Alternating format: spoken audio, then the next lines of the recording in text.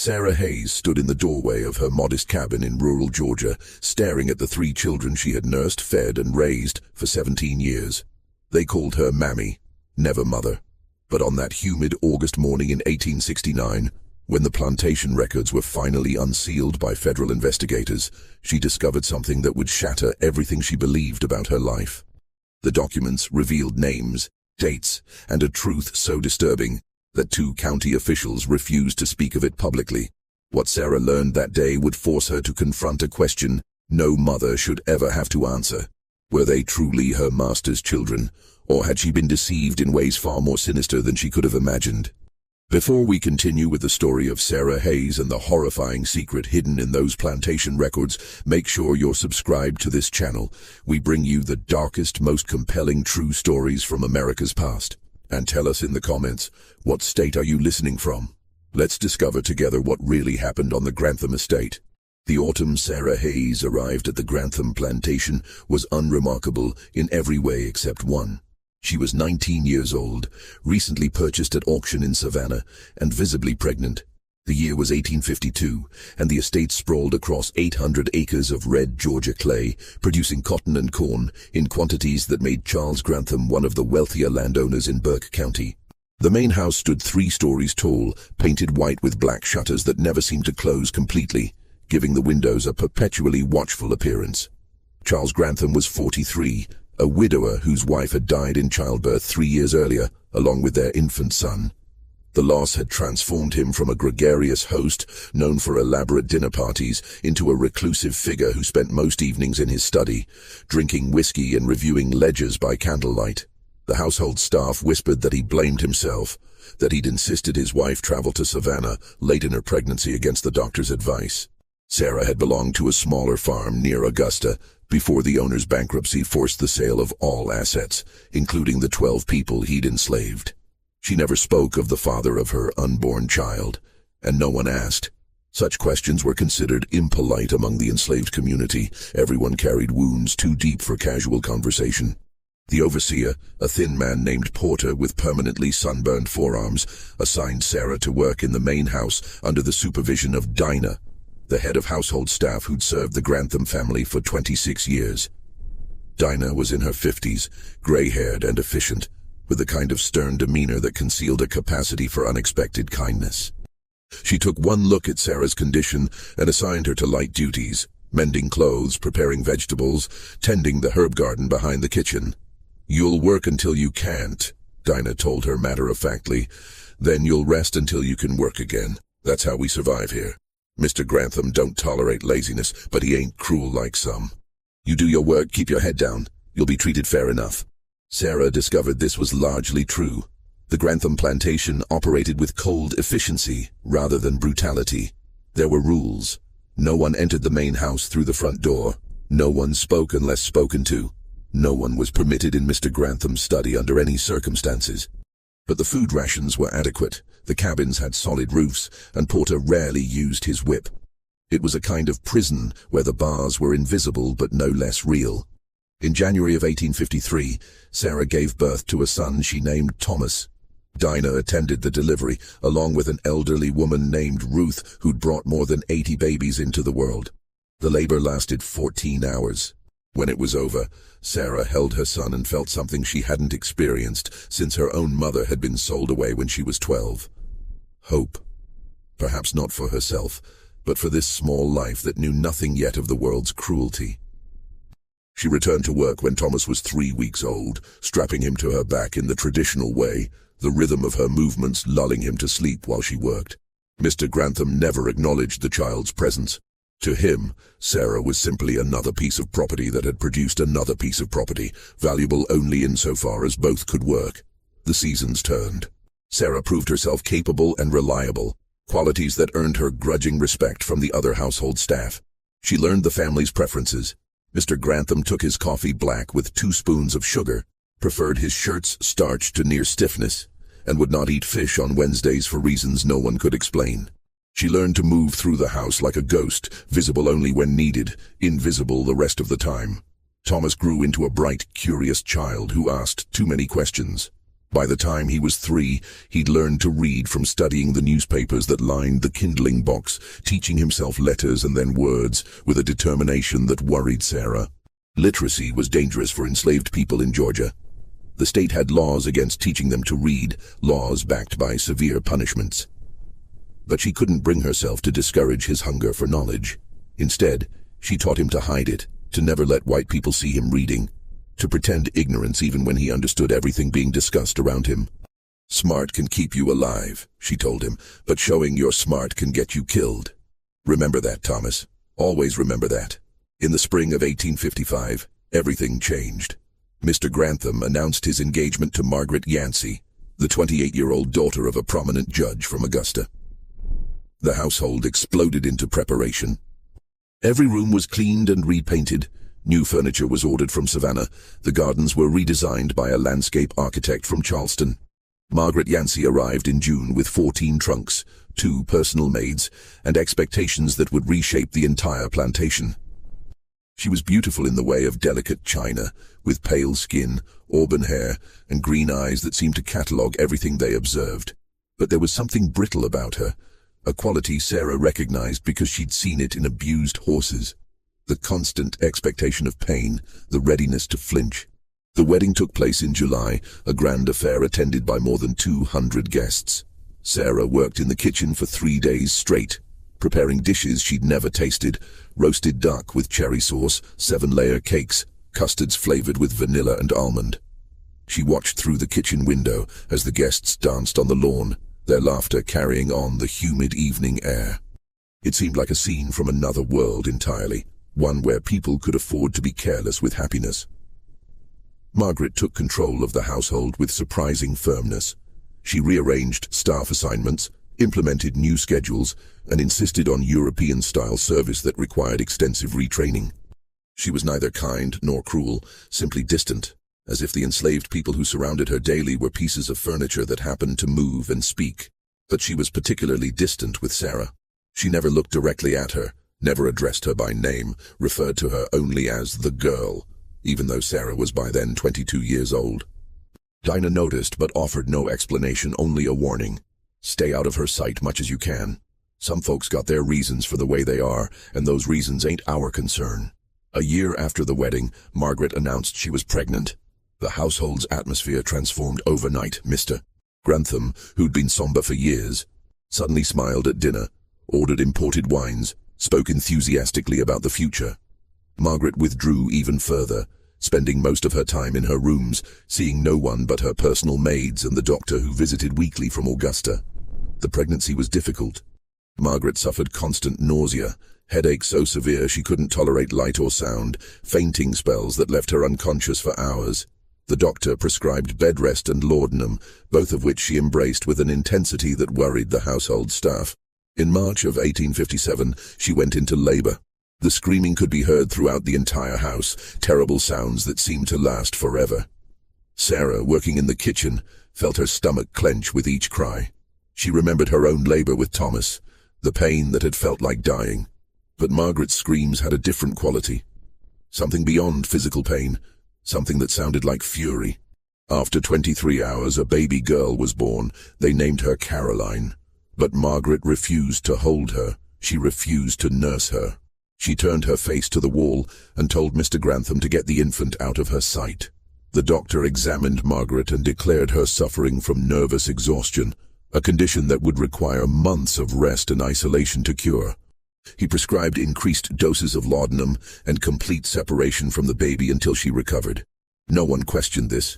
Postpartum melancholia was common enough, particularly after difficult births. Mr. Grantham stood in his study that night, holding his newborn daughter completely at a loss. She needed to be fed. She needed constant care. The wet nurse they'd arranged had died 2 weeks earlier from pneumonia, and there wasn't time to find another before the baby starved. Dinah solved the problem. She knocked on the study door and said 5 words. "Sarah can nurse the child." Sarah was in her cabin when Dinah came for her.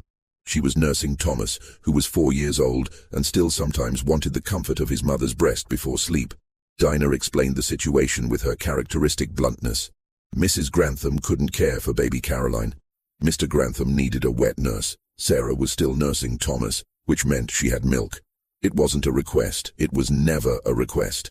Sarah felt a cold dread settle in her stomach. She'd heard stories of enslaved women forced to nurse white babies while their own children starved. She'd heard of women whose bodies gave all their milk to their master's children, leaving nothing for their own. But she had no choice, so she stood up, wrapped Thomas in a blanket, and followed Dinah through the dark to the main house. Mr. Grantham met them in the nursery, a room that had been hastily prepared on the second floor. He held Caroline awkwardly, the way men hold babies when they're terrified of breaking them. The infant was screaming, her face red and pinched with hunger. "Feed her," he said to Sarah, and left the room. Sarah sat in the rocking chair and arranged her clothing. She'd fed Thomas just minutes earlier, but she pressed the screaming infant to her breast and felt the small mouth latch on with desperate strength. The crying stopped. The room filled with the sound of suckling and Sarah's own racing heartbeat. Thomas, who'd been silent and wide-eyed through the entire exchange, whispered, "Mama, hush now," Sarah told him. "Everything's gonna be all right." But she knew, even as she spoke the words, that she was lying. Nothing was going to be all right. She could feel it in the way baby Caroline fed with such intensity, such hunger, as if she meant to take everything Sarah had. And in the months that followed, she nearly did. The arrangement began simply enough. Sarah would come to the main house every 4 hours to nurse Caroline. Between feedings, she could return to her cabin to care for Thomas and handle her other duties. But within a week, the schedule had changed. Mr. Grantham decided it was inefficient for Sarah to travel back and forth. She was moved into a small room adjacent to the nursery, a servant's chamber with a narrow bed, a washstand, and a single window that overlooked the back gardens. Thomas was left in the cabin with an elderly woman named Mattie, who looked after several children while their parents worked. Sarah saw him only briefly each day, usually in the early morning or late evening when Dinah could spare her for an hour. Each time, Thomas seemed smaller to her, more distant, as if he were slowly disappearing from her life. "Don't forget me, Mama," he said one evening, and Sarah's heart broke into pieces. "Never," she promised. "I could never forget you. You're my son, my own boy."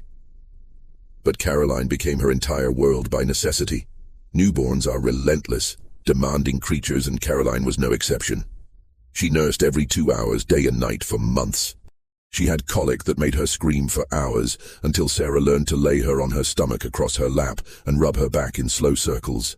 She developed a rash that covered her entire body, requiring constant baths and applications of calendula ointment. She wouldn't sleep unless someone was holding her, so Sarah learned to sleep sitting upright in the rocking chair, the baby against her chest, waking at the slightest movement. Mr. Grantham visited the nursery daily, usually in the evening. He would stand over the cradle and watch Caroline sleep with an expression Sarah couldn't interpret. It wasn't exactly love. It was more like surveillance, as if he were checking to make sure she still existed. He never asked about Thomas. He never acknowledged that Sarah had her own child who needed her. To him, she was simply a function, a source of nutrition for his daughter, as impersonal as a bottle or a feeding schedule. Margaret never came to the nursery.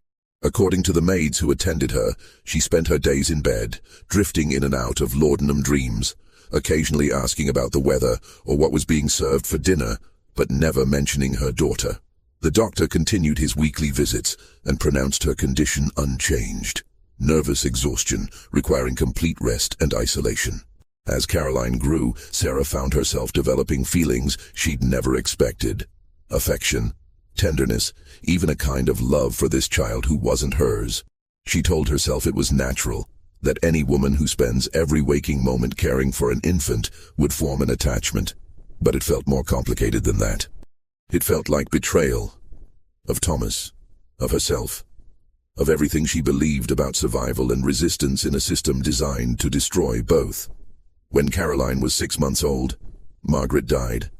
She'd taken too much laudanum one evening, whether intentionally or accidentally no one could say. They found her in the morning, pale and cold in her elaborate bed, her face peaceful for perhaps the first time since her wedding day. The funeral was a grand affair, attended by prominent families from across the region.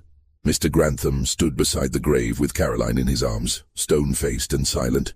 Sarah watched from a distance, holding Thomas's hand, feeling the guilt of being glad that Margaret was gone, because it meant Caroline would need her even more completely now. After Margaret's death, the household settled into a new rhythm. Mr. Grantham became both father and mother to Caroline, though in practice this meant Sarah continued to provide all actual care while he made decisions about her upbringing. He hired a tutor for when she'd be old enough for lessons. He ordered elaborate dresses from Savannah and Charleston. He commissioned a portrait painter to capture her image every year on her birthday. When Caroline was 2, Mr. Grantham married again, this time to a widow named Helen Bradford from Macon. Helen was 41, practical rather than beautiful, with 3 grown children from her first marriage and no interest in having more. She ran the household with efficient indifference, neither cruel nor kind, simply ensuring everything functioned smoothly. She never interfered with Sarah's care of Caroline. 2 years after that marriage, Helen gave birth unexpectedly to twins, a boy and a girl they named Robert and Elizabeth. The pregnancy had been a surprise, the delivery quick and without complications. Helen recovered rapidly, but she had no interest in nursing. She'd hired a wet nurse for her first 3 children and saw no reason to change that practice now. Except, there was a problem. The wet nurse they'd arranged became ill with influenza and couldn't take the position, and Sarah was still nursing Caroline, who was 4 but refused to be weaned. Mr. Grantham made the obvious decision. Sarah would nurse all 3 children. Dinah brought Sarah the news with an apologetic expression. "I know it ain't right," she said quietly. "I know it ain't fair. But you know how it is." Sarah did know. She always knew. She took the twins into her care, arranged them on her lap with Caroline curled against her side, and fed them all while Thomas watched from the doorway with eyes that had grown old far too young. He was 9 years old now, tall and thin, working in the fields because he was too old for the cabin nursery and too young for skilled work. "You got 3 children now," he said to her one evening, his voice flat. "White children. Must be nice having children that matter." "Thomas, no." Sarah reached for him, but he stepped back. "It's fine, Mama. I understand how it works. I've always understood." He left the room, and Sarah sat in the darkness with Caroline sleeping against her shoulder, feeling the truth of his words like a knife between her ribs. The years passed. Caroline grew into a bright, affectionate child who called Sarah Mammy and seemed genuinely fond of her. Robert and Elizabeth were more difficult.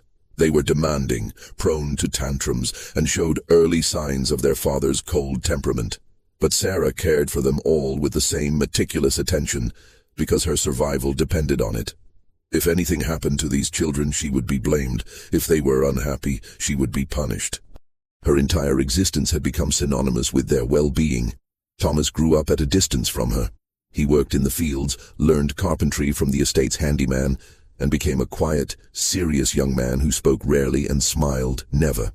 When they saw each other, which was seldom, he was polite but distant, calling her ma'am instead of mama, as if they were strangers rather than mother and son.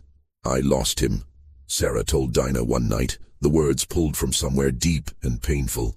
"You didn't lose him," Dinah said. "He's just protecting himself the only way he knows how. Can't blame a boy for that." But Sarah did blame someone. She blamed Mr. Grantham, who'd taken her body's very capacity to nurture and redirected it toward his own children.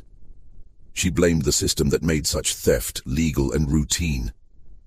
And she blamed herself, though she knew that was irrational, for not finding a way to resist. In April of 1865, word reached the plantation that General Lee had surrendered at Appomattox. The war was over. The Confederacy had fallen, and with it, the entire system of slavery that had defined the South for 2.5 centuries. Mr. Grantham called a meeting of all the enslaved people on the estate. There were 63 of them, gathered in front of the main house on a warm spring evening.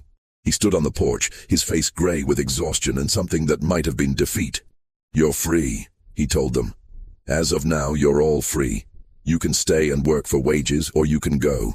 The choice is yours." There was silence. No one cheered. No one wept. They simply stood there trying to comprehend what freedom meant when you'd never known anything but bondage.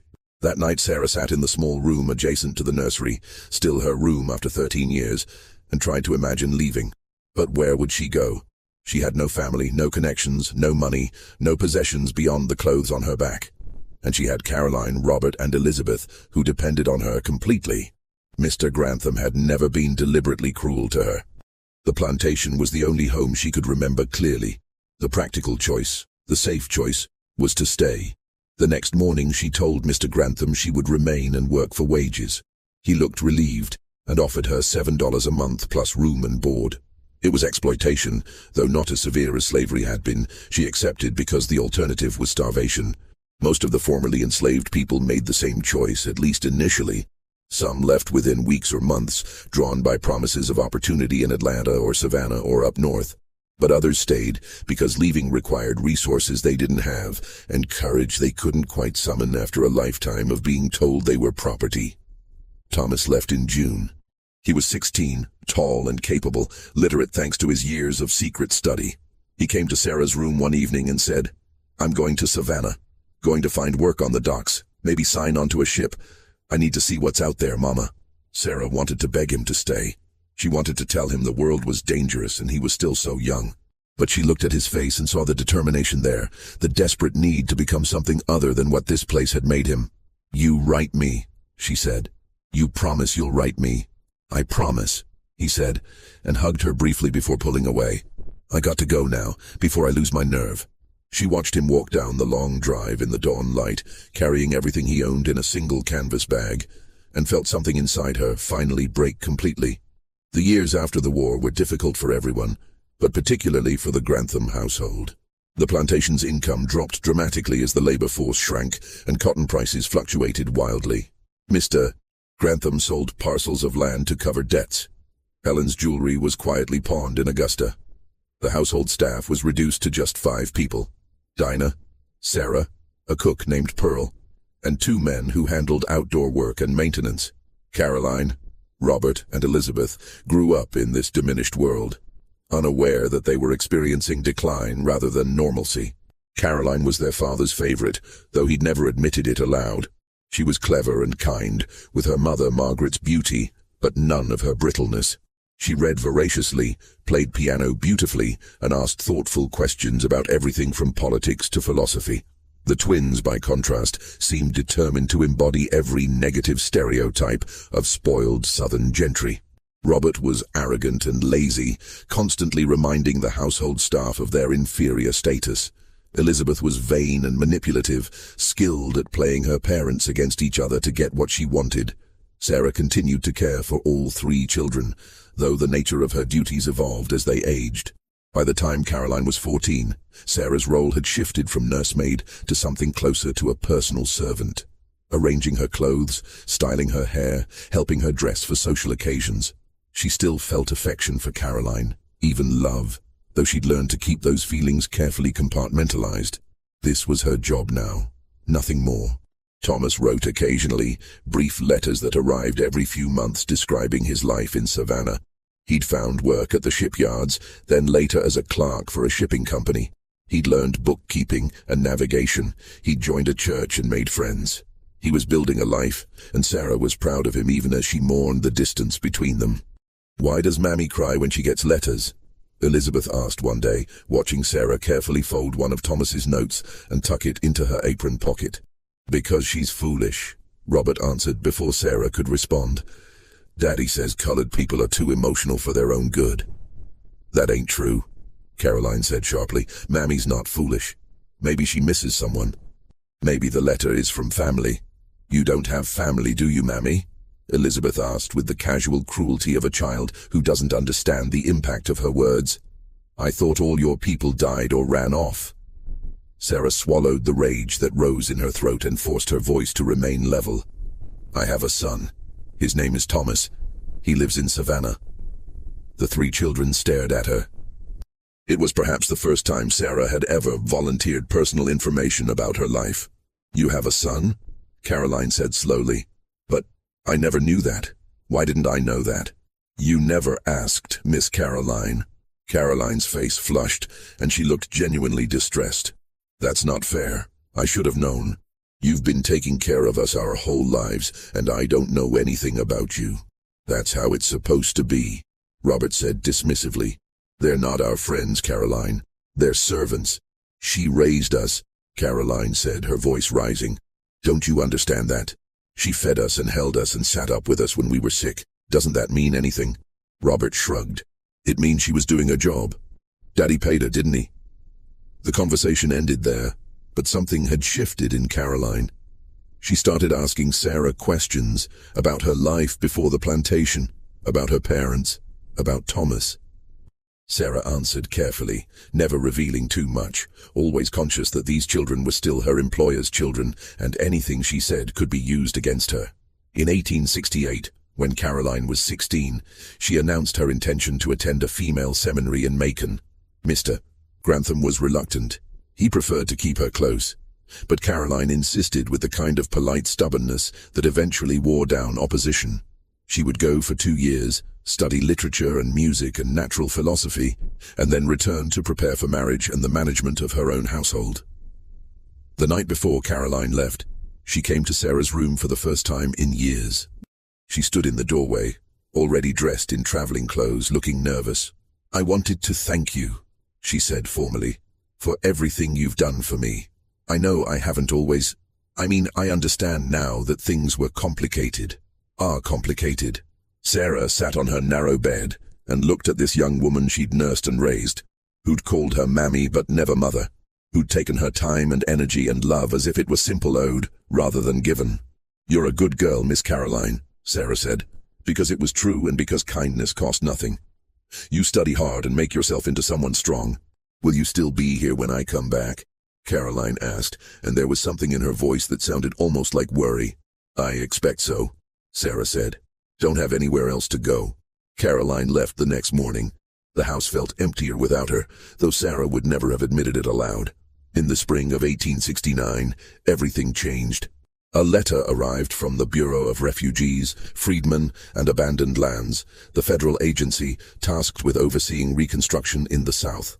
The letter requested that Mr. Grantham make available all plantation records relating to enslaved people purchased, born, or sold between 1850 and 1865.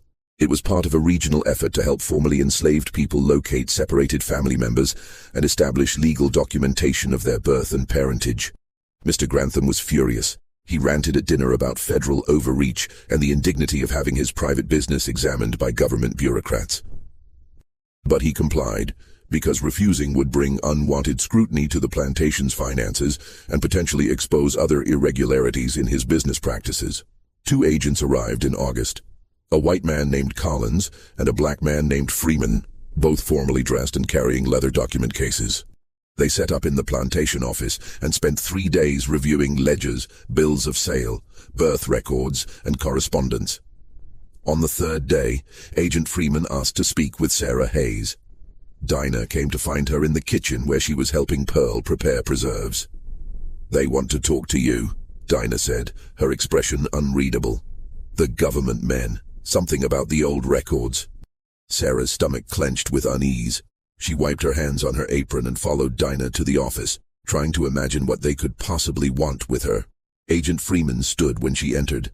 He was perhaps 40, with graying hair and eyes that had seen too much suffering. He gestured to a chair across from the desk.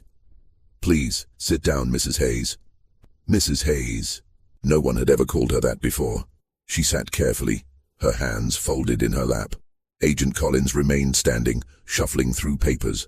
Agent Freeman opened a leather-bound ledger and turned it so Sarah could see the pages. They were filled with Mr. Grantham's precise handwriting. Names, dates, prices, physical descriptions, notes about health and capability. "Can you read, Mrs. Hayes?" Freeman asked gently. "Yes, sir."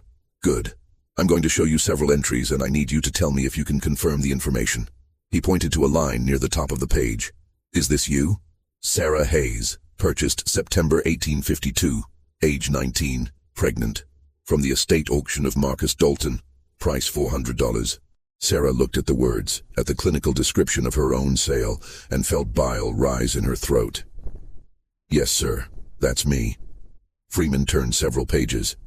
"And this entry here, dated January 14th, 1853, it says, Sarah delivered of a male child named Thomas, healthy weight, expected to be suitable for field work at age 10.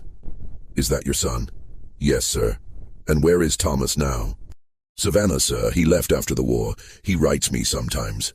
Freeman nodded and made a note. Then he turned more pages, his finger sliding down columns of dates and names until he stopped at an entry from March 1857. "This is where things become complicated, Mrs. Hayes," he said quietly. I need you to look at this entry carefully and tell me if you notice anything unusual. Sarah leaned forward to read.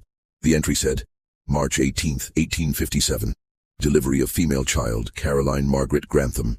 Born to Margaret Yancey Grantham. Attended by Dr. William Patterson of Augusta. Healthy weight, no complications noted. I don't understand, Sarah said.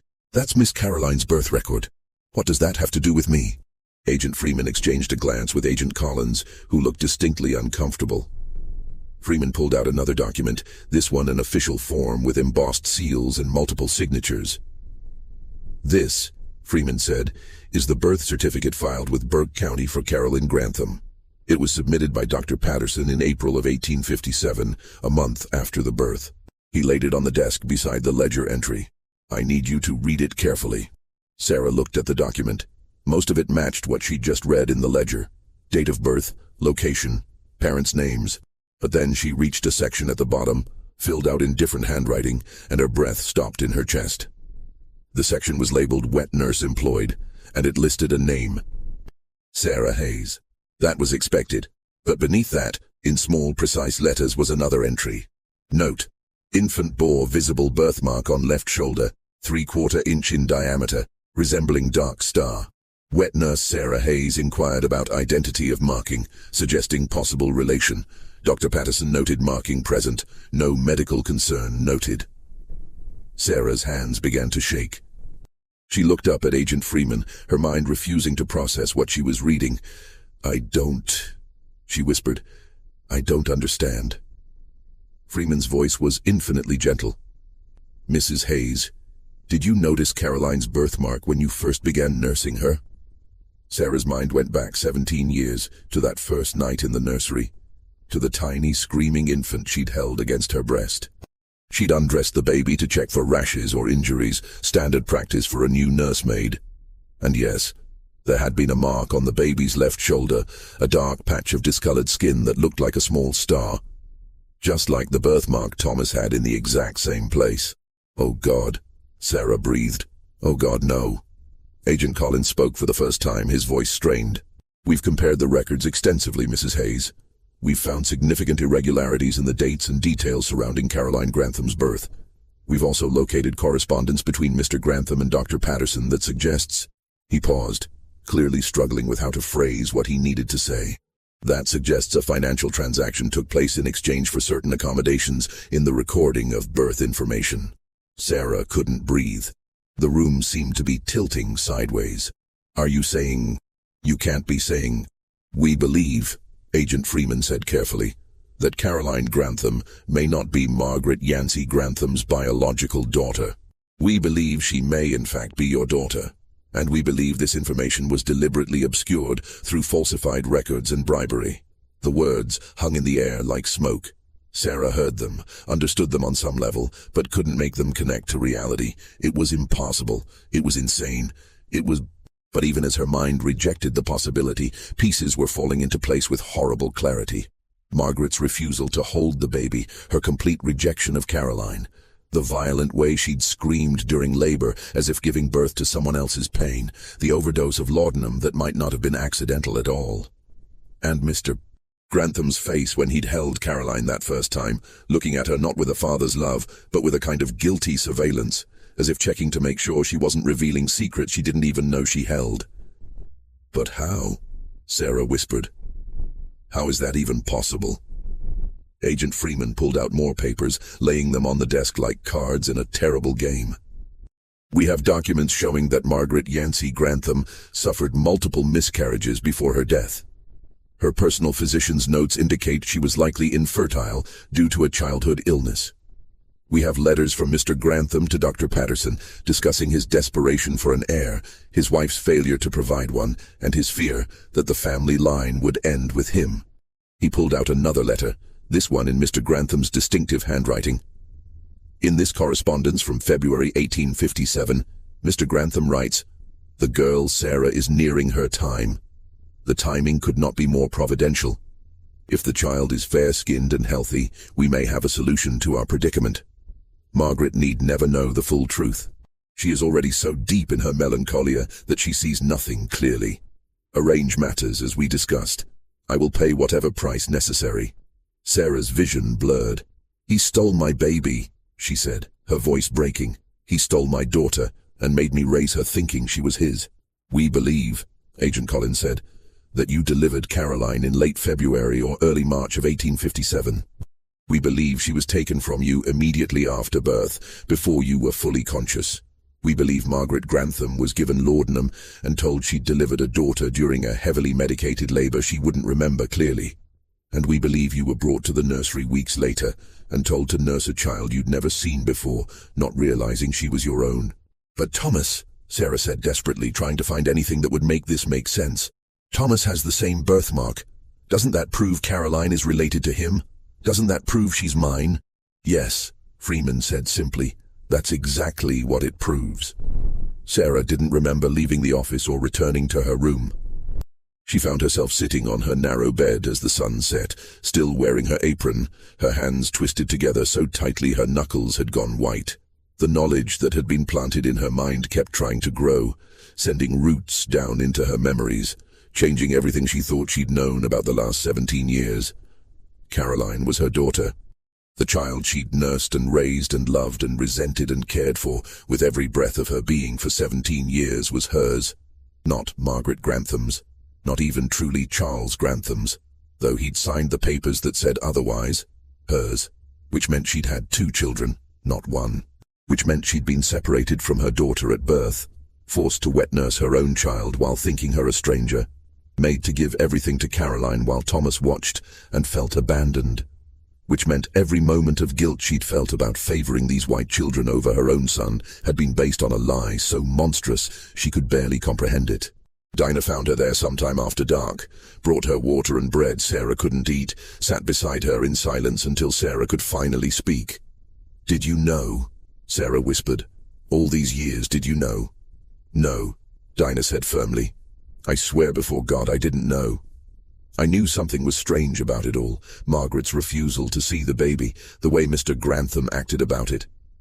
But I thought it was just her melancholia, just the tragedy of her mind breaking. I never imagined. He stole my child," Sarah said. "Right out of my body. He stole her. I know. And made me take care of her for 17 years. Made me love her while my son grew up thinking I'd chosen white children over him. I know. What do I do?" Sarah's voice cracked. "What the hell do I do with this?" Dinah had no answer. There was no answer. No precedent for this kind of violation, this kind of theft. The agents returned the next morning. They wanted to speak with Mr. Grantham, wanted to confront him with the evidence they'd compiled. Agent Freeman asked if Sarah wanted to be present for that conversation. She said yes, because she needed to see his face when he was forced to admit what he'd done. They gathered in Mr. Grantham's study, the room Sarah had never been permitted to enter during all her years of servitude. It was lined with books, dominated by a massive desk covered in papers and ledgers. Mr. Grantham sat behind that desk looking older than his 60 years, grey-faced and hollow-eyed. Agent Collins laid out the documents methodically. The ledgers, the letters, the birth certificates with their inconsistencies, the testimony from Dr. Patterson's widow, who'd found her late husband's private journals describing the arrangement. Mr. Grantham listened in silence, his hands folded on the desk in front of him. When Agent Collins finished, the room filled with a silence so complete Sarah could hear her own heartbeat. "Is any of this disputed?" Agent Freeman finally asked. Mr. Grantham looked at Sarah for the first time. His eyes were empty of everything except exhaustion. "No," he said quietly. "It's all true." Sarah felt something inside her shatter at the confirmation. Some part of her had hoped desperately that it was all a mistake, a misunderstanding that could be explained away. But here was the truth, stated plainly in his own voice. "Why?" she whispered. "How could you do that?" Mr. Grantham looked down at his hands. When he spoke, his voice was flat, empty of emotion. "Margaret couldn't have children. We'd tried for 3 years. She'd miscarried 6 times, each one worse than the last. The doctor said her womb was damaged, that she'd never carry a child to term. And I needed an heir. The plantation, the family name, everything depended on having someone to pass it to. So you decided to steal mine," Sarah said, rage beginning to burn through the shock. "You were pregnant when I bought you," Grantham continued as if she hadn't spoken. I didn't plan any of this initially, but as your time approached, I started thinking about possibilities. The child you were carrying, if it was light-skinned enough, if it was healthy, it could solve everything. No one would question a baby's legitimacy if they thought Margaret had delivered it. And you'd never know the difference. You'd still nurse the child, still care for it. Nothing would really change for you. Nothing would change. Sarah's voice rose. You took my daughter. You made me raise her thinking she belonged to someone else. She was well cared for, Grantham said, and there was something in his voice that might have been defensiveness. She was fed, clothed, educated, given every advantage. She grew up in this house instead of in a slave cabin. I made her my legal heir. How is that worse than the life she would have had as your daughter? Sarah stood up so quickly her chair fell backward. Because she was mine, because I had a right to know my own child. Because you made me love her while hating myself for loving her, made me feel guilty for every moment I spent with her instead of with Thomas. You destroyed my relationship with my son to keep your lie secret. I paid you, Grantham said, his voice hardening. After the war, I paid you wages to care for her. You were compensated. Compensated? Sarah laughed, a wild, broken sound. You think $7 a month compensates for stealing a child? Agent Freeman cleared his throat. Mr. Grantham, you understand that this constitutes fraud. You falsified birth records, bribed a physician, and misrepresented the parentage of a child for your own financial benefit. Under federal law, this is a criminal offense. Caroline is my daughter, Grantham said firmly. I raised her. I loved her. I gave her everything. That makes her mine, regardless of whose blood runs in her veins. The law doesn't agree with you, Agent Collins said. Parentage is a matter of biology and legal documentation. The documentation was falsified. The biology supports Mrs. Hayes's claim. What claim? Grantham looked at Sarah with something like fear for the first time. What are you planning to do? Sarah realized she had no idea. She hadn't thought beyond the confrontation, beyond making him admit the truth. The idea that she had some kind of legal claim to Caroline, that she could somehow undo 17 years of deception, seemed impossible. Just when we thought we'd seen it all, the horror in the Grantham plantation intensifies. If this story is giving you chills, share this video with a friend who loves dark mysteries. Hit that like button to support our content, and don't forget to subscribe to never miss stories like this. Let's discover together what happens next. Rising tension. The legal situation was complicated in ways Sarah couldn't fully understand. Agent Freeman explained it to her in the office late one evening, spreading papers across the desk and trying to make sense of state law, federal regulations, and the chaos of Reconstruction-era jurisprudence. In theory, he said, you have a strong case for claiming Caroline as your daughter. The evidence is substantial. The birthmark, the falsified records, the correspondence, Dr. Patterson's journals. But in practice, there are significant obstacles.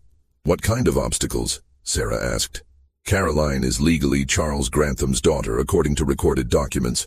Overturning that would require going to court, presenting all this evidence publicly, and convincing a Georgia judge to rule against a prominent white landowner in favor of a formerly enslaved black woman. It's possible, but... He trailed off, and Sarah heard all the unspoken words in that silence. But unlikely, she finished. Very unlikely, Freeman admitted. Particularly because Caroline herself is now legally an adult. She turned 18 last March, which means she has the right to determine her own identity and family connections. Sarah felt something cold settle in her chest. You're saying it doesn't matter what the truth is. It only matters what Caroline believes. Essentially, yes. If Caroline accepted you as her mother, if she wanted to acknowledge the relationship, that would strengthen your case immeasurably. But if she refuses, if she insists on maintaining her identity as Charles Grantham's daughter, he spread his hands, then there's very little anyone can do. Does she know? Sarah asked. Does Caroline know any of this? Not yet. We wanted to speak with you first, determine how you wanted to proceed before bringing her into it.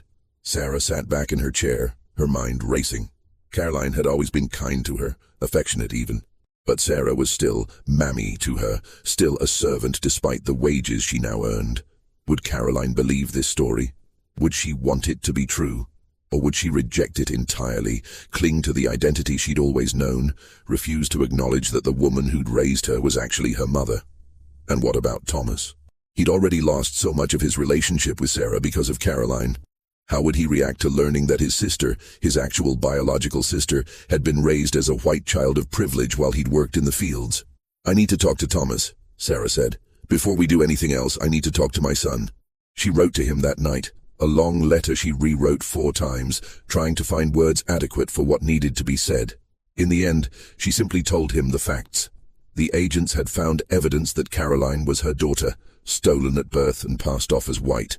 She asked him to come home, said she needed him, couldn't face what was coming without him. The letter took 8 days to reach Savannah, and 4 more days for Thomas to arrange time away from his work and travel back to Burke County. When he walked up the long drive to the plantation, Sarah almost didn't recognize him.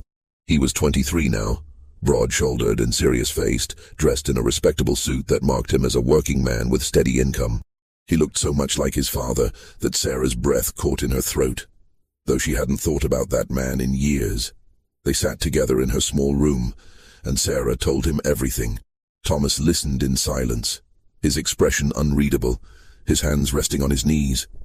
When she finished, he was quiet for a long time. Then he said, "That's why you favored her. All those years, I thought you loved her more than me because she was white, because she mattered more. But it was something else. Some part of you knew, didn't you? Some part of you recognized your own child." "I didn't know," Sarah said desperately.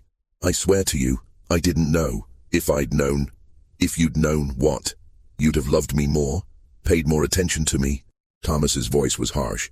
"Or would you have done exactly the same thing because you had no choice?" "I don't know," Sarah admitted. "I honestly don't know. But I'm sorry, Thomas.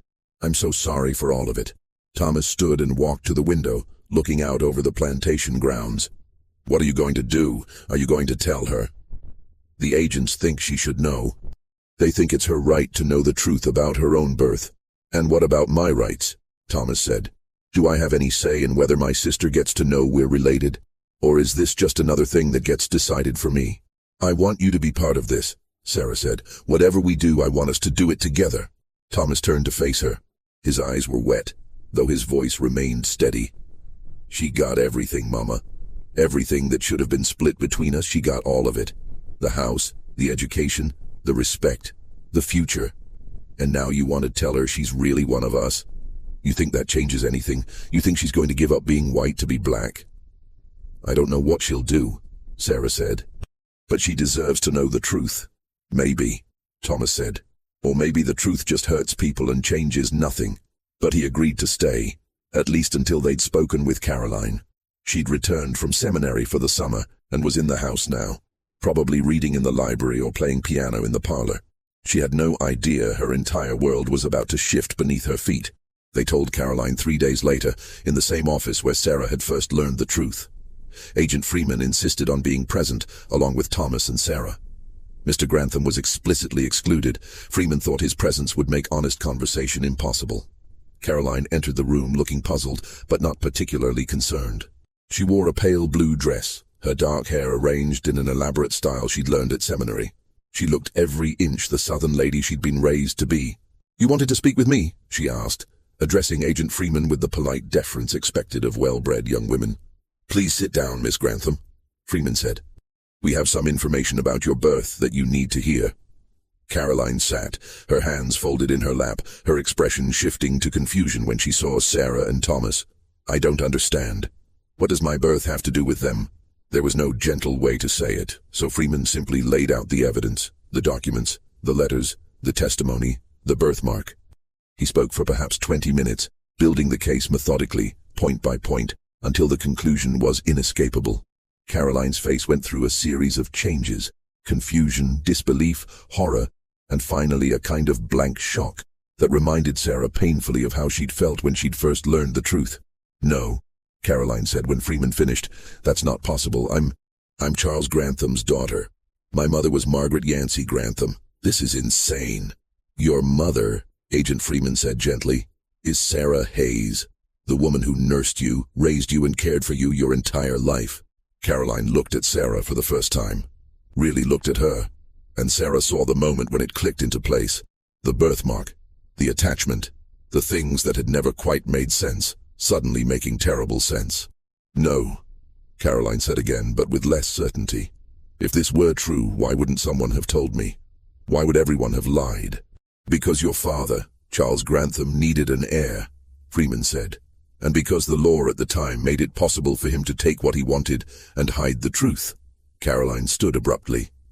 I need to speak with my father. He's not your father, Thomas said, speaking for the first time. Not biologically, that's the point. Caroline turned to him, her expression hostile. And who are you to tell me who my father is? I'm your brother, Thomas said flatly. Your actual brother.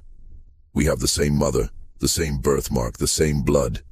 The only difference is I got raised in a slave cabin while you got raised in the big house. Caroline stared at him, and Sarah saw her trying to process this additional layer of impossible information. Brother, she repeated numbly. Half-brother, Thomas corrected.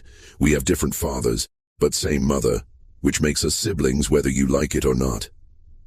Thomas, Sarah said warningly, but he ignored her. You want to know something funny? Thomas continued, his voice bitter. I watched you grow up. Watched Mama nurse you and rock you and sing to you while I was left with whoever had time to watch the slave children. I hated you for it. Spent years hating you, thinking you'd stolen my mother. And it turns out I was right, but not in the way I thought. You didn't steal her, she was always yours. He just made sure neither of you knew it. Caroline's breathing had become rapid and shallow. She looked at Sarah with something like desperation. Is it true? Are you my mother? Sarah wanted to say yes simply and cleanly, wanted to claim her daughter after 17 years of unknowing. But the truth was more complicated than that. I gave birth to you, Sarah said carefully. My body made you, carried you, brought you into this world.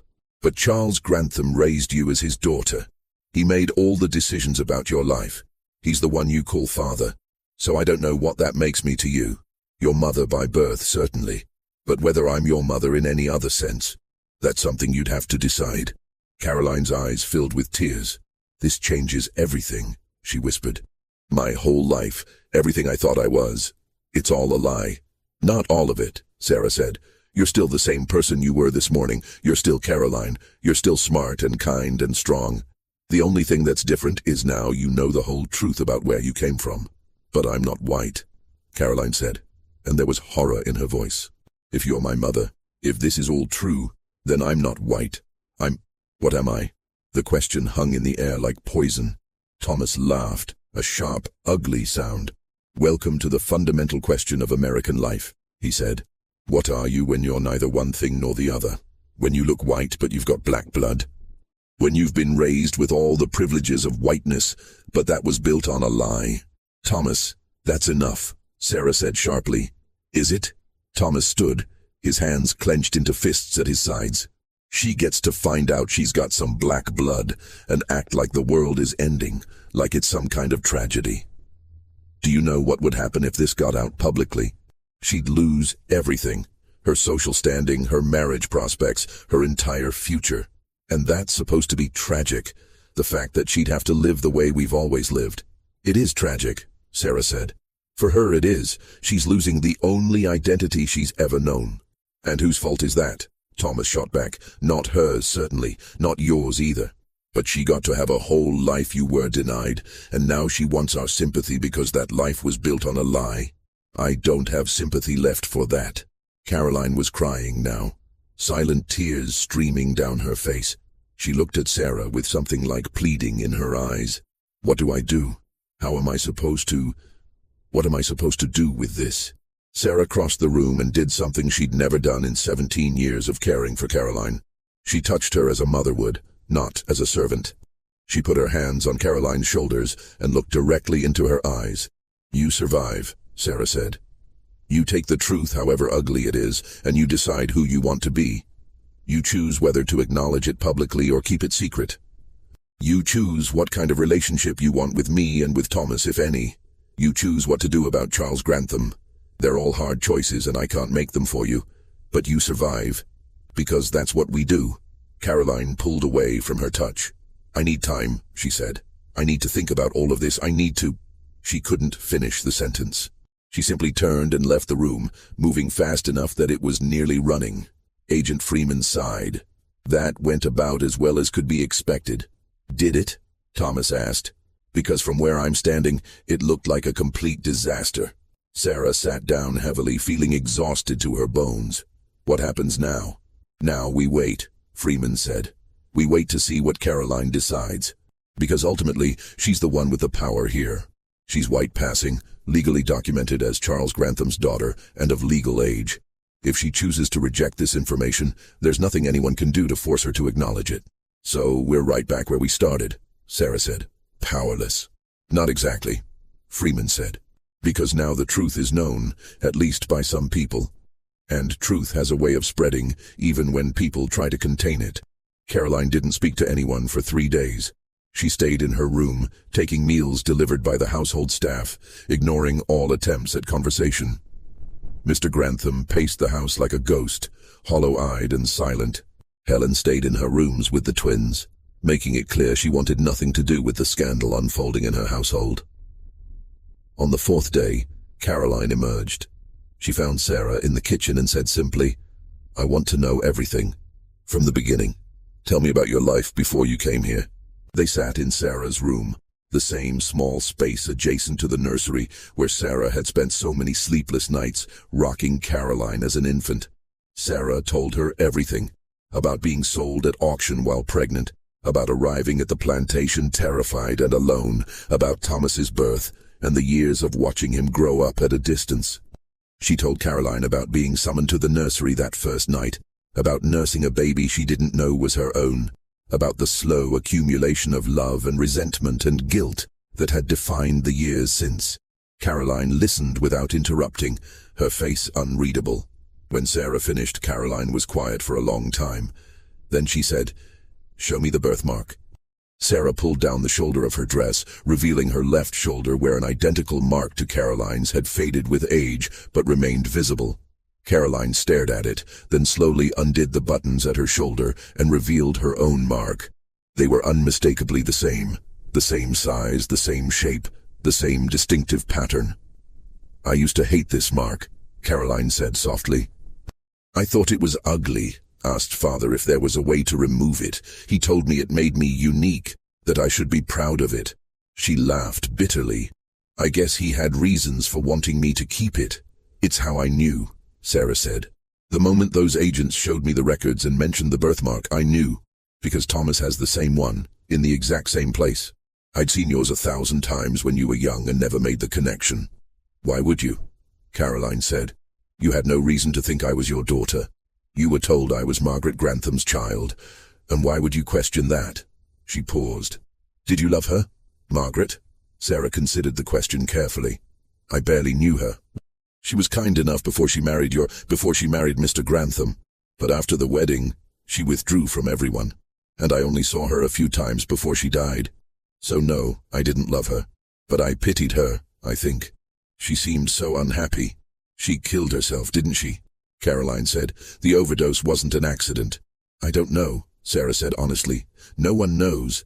But it's possible. Because she couldn't live with what they'd done," Caroline said. "Taking your child and pretending it was hers. She couldn't live with that lie. Maybe. Or maybe she just couldn't live with her own pain anymore.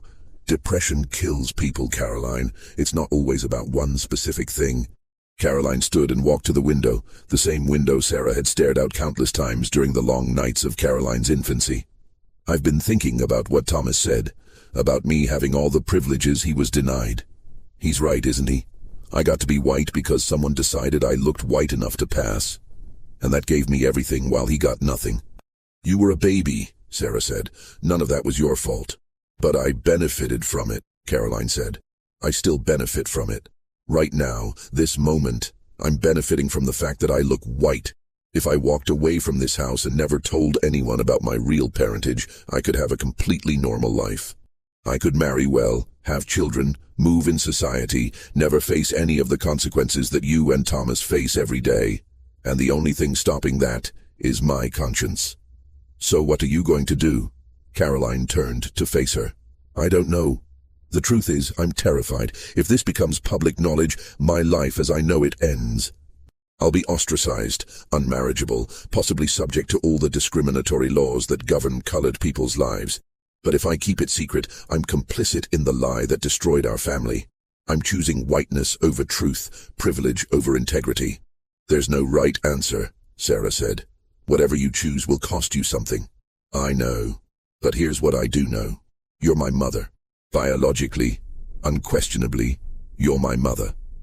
And I've spent 17 years calling you Mammy while you served me and cared for me and loved me without ever being acknowledged as what you really were.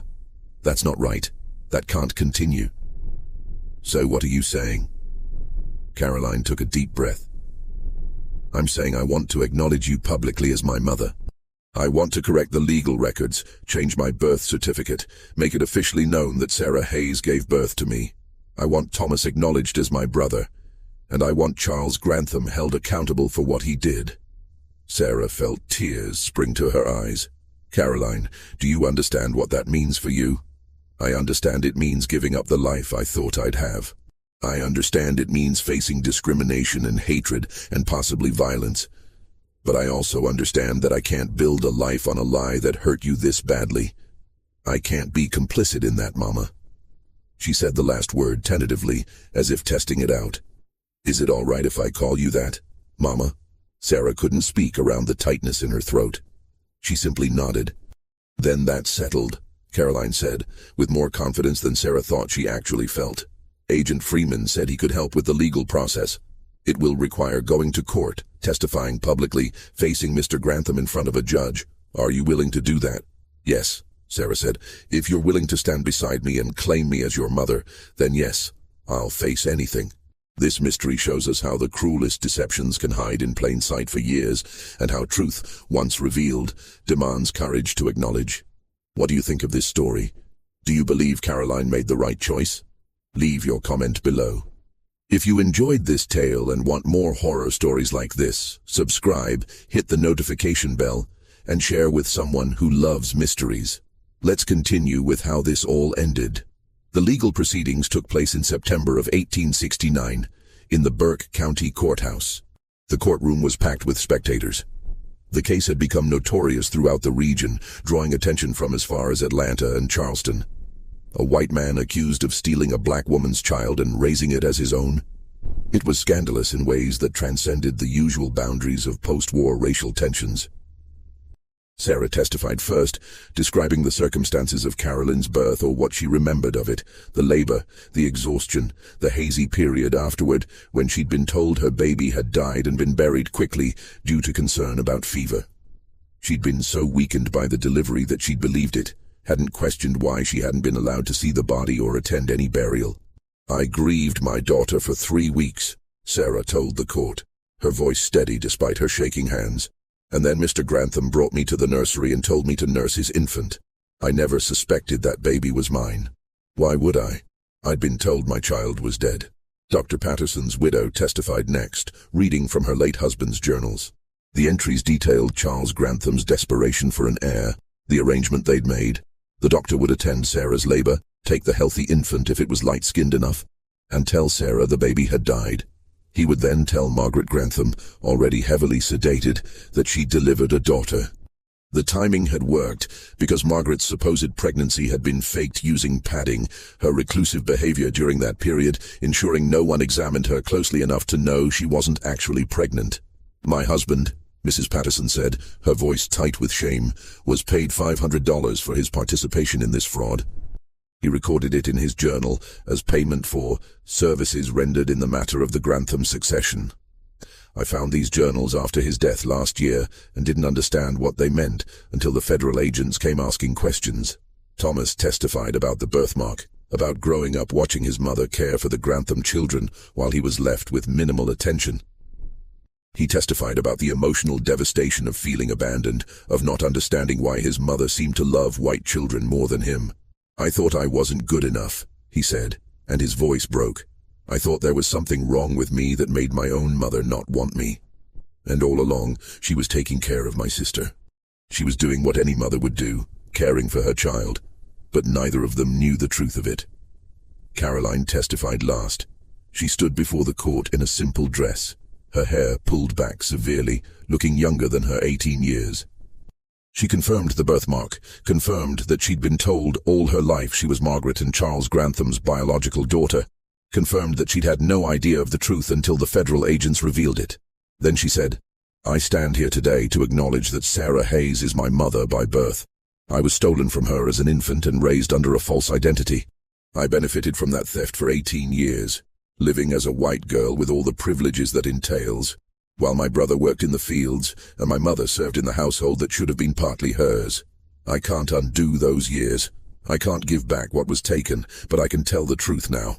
And I can say that Charles Grantham committed a fraud that destroyed my family before I even knew I had a family to destroy."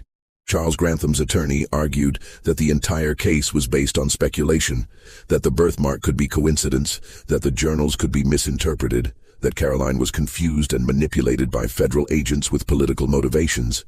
But the evidence was overwhelming, and even the Georgia judge, who'd clearly hoped to find a way to dismiss the case, couldn't ignore it. The ruling came down in October. The court found that Caroline Margaret Grantham was in fact Caroline Hayes, biological daughter of Sarah Hayes, and that her birth certificate had been fraudulently filed. The certificate was corrected to reflect Sarah Hayes as mother, with the father listed as unknown. Charles Grantham was fined $2,000 for fraud and forced to pay an additional $5,000 in restitution to Sarah Hayes for services rendered under false pretenses. He was not charged criminally. The statute of limitations had expired, and there was reluctance to set precedents that might open wealthy white families to prosecution for various Reconstruction-era violations.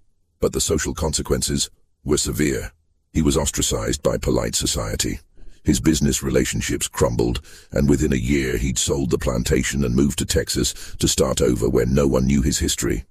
The ruling also determined that as Caroline was now legally recognized as a person of African descent, Georgia's one-drop rule made this automatic once the parentage was established. She was entitled to none of the Grantham estate. Everything that had been designated as her inheritance reverted to the estate to be divided among Charles Grantham's other legal heirs, Helen and the twins. Caroline lost everything: her name, her inheritance, her social position, her entire future as she'd imagined it. She became, in the eyes of the law and society, colored. All the doors that had been open to her slammed shut. But she gained a family. Sarah, Caroline, and Thomas left Burke County together that November, traveling to Savannah where Thomas had established himself. They took the money from the court settlement, $7,000, more than Sarah had imagined she'd ever see in her lifetime, and used it to buy a small house near the shipyards. Thomas found work for Caroline as a clerk in the shipping company's office, a position she could hold because she could read and write and calculate figures faster than most of the male employees. She worked under her new legal name, Caroline Hayes. The other clerks treated her with the casual prejudice reserved for colored people who'd gotten above their station, but the work was steady and the pay was fair. Sarah started a laundry business, using some of the settlement money to buy equipment and supplies. She employed other women from the neighborhood, providing steady work at fair wages. It was hard work, exhausting work, but it was hers.